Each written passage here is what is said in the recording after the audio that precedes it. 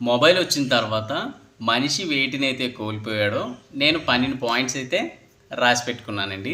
మీ లైఫ్లో కూడా ఇందులో ఏదో ఒక పాయింట్ ఉంటుంది. ఒకసారి మీరు కూడా చెక్ చేసుకోండి. ఓకేనండి, వీడియోలోకి వెళ్ళిపోదాం.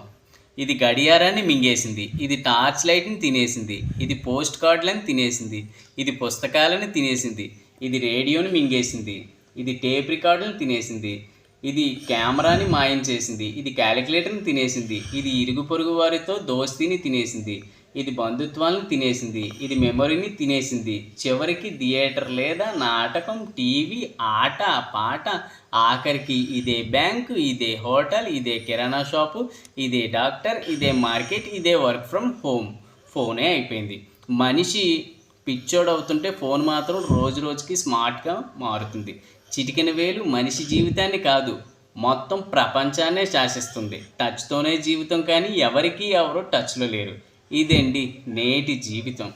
ఓకేనండి, ఈ వీడియో కనుక మీకు నచ్చినట్లయితే లైక్ చేయండి, షేర్ చేయండి అండ్ సబ్స్క్రైబ్ అవ్వండి. నెక్స్ట్ వీడియోలో మంచి కంటెంట్తో మీ ముందుంటా. అంతవరకు బాబాయ్.